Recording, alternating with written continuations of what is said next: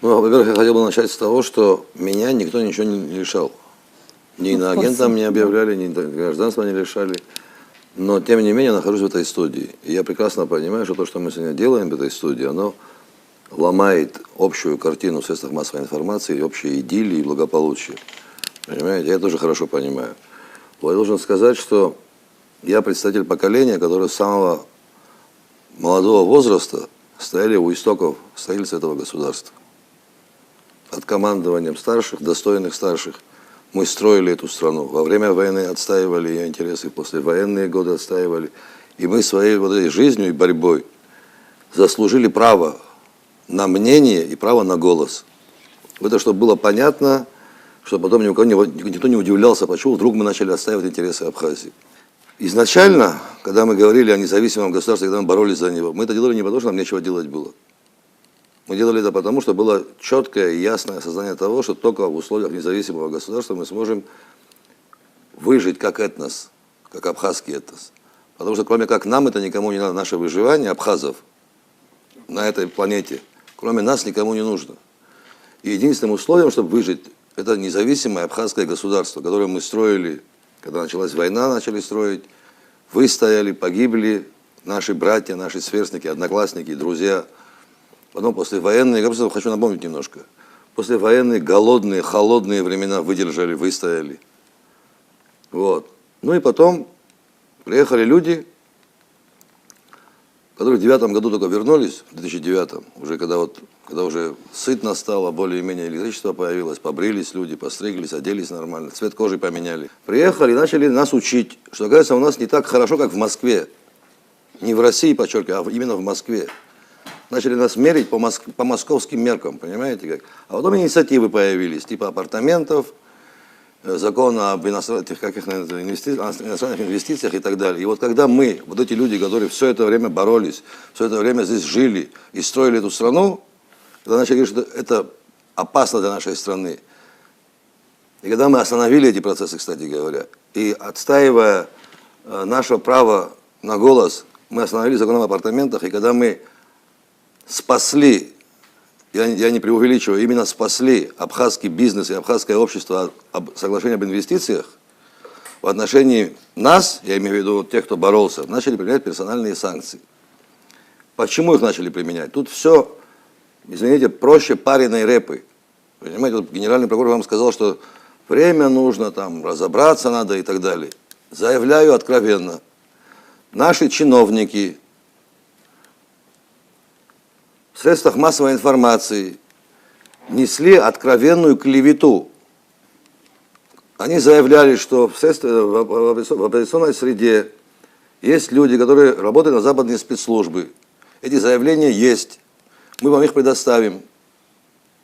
Может, через вас Генеральную прокуратуру передадим, может, они их так больше поверят. Вот, есть видеоматериалы, есть документальные свидетельства. Начиная с президента, экс-президента и заканчивая чиновниками рангом пониже. Понимаете как?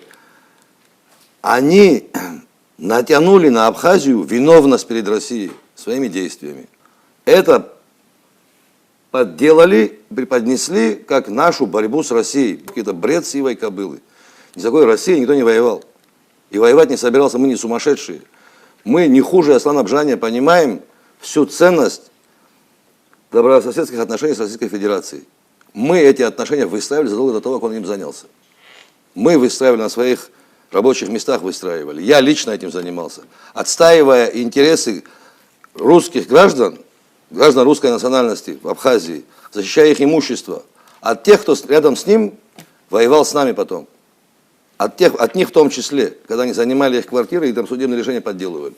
В том числе, хочу это, чтобы это было четко, ясно, понятно. Понимаете как? Поэтому у меня вопрос. После всего, что случилось, мы должны снова объяснять нашей власти, что они должны защитить наши права, права вот этих людей. Есть Конституция, в ней есть норма, что Конституция Республики Абхазия, что Республика Абхазия гарантирует защиту прав и свобод граждан Республики Абхазия, вне зависимости, где они находятся, на территории Республики Абхазия или за ее пределами. Понимаете? Мы вот о чем говорим. Почему наша власть сегодняшняя не может публично выразить свое мнение по этому вопросу? Хоть какое-нибудь, они за или против, они согласны с этим или против этого. Поэтому у меня вопрос, я его ставлю официально. Мы отказались от идеи независимого государства. Я имею в виду, когда говорю мы, я говорю, обращаюсь к нашей власти. Если отказались, скажите люди, что вы отказались. Мы тоже перестанем убиваться и займемся своими делами. Народу, объясни, пусть народ с этим согласится, и мы тоже успокоимся тогда. Если это не нужно. Если на этом проекте поставлен крест, понимаете? Эти вопросы возникают не так просто. Понимаете? И сам факт того, что эти вопросы возникают, это уже очень нехороший признак. У нас сегодня наблюдается формирование новой элиты. Покладистой и на все готовой. Это процесс разрушения абхазского независимого государства. Мы так это видим, и мы имеем право на то, чтобы это видеть так. Мы это право заслужили. Мы не туман, мы не облако, мы не рассеемся, мы не умрем. Мы здесь жили и планируем жить. Извините. Извините, что мы есть. Но мы здесь живем и будем отстаивать эти интересы. И не позволим никому наступить на нас и пойти дальше. На обочину истории нас выкинуть мы не дадим пока, во всяком случае. Еще в ближайшие там, лет 5-10 мы бороться будем. И свое право будем отстаивать, и свою точку зрения будем отстаивать. Кстати говоря, хочу напомнить, Арифа, вот в процессе вот этого противостояния с властью по вопросам апартаментов, по вопросам этого же соглашения инвестиционного и так далее, мы многократно обращались к руководству телевидения и просили дебаты с представителями власти. Никто от власти так в эфире не вышел. Потому я к чему это говорю? Мы свою позицию готовы отстаивать публично. Если имеешь что сказать нам, пусть придут и скажут, пусть напротив сядут перед всем народом нашим абхазским и скажут свою позицию. Может, мы не правы, может, заблуждаемся мы. Мы сегодня пришли сюда не просить, чтобы вернули кому-то гражданство или статус иноагента сняли. Нет, не для этого. Мы сюда пришли, чтобы сообщить абхазскому народу, что происходит в стране. Чтобы обратиться к власти, чтобы она выразила свою позицию и привлекла к ответственности виновных лиц, которые публично клеветали на граждан Абхазии.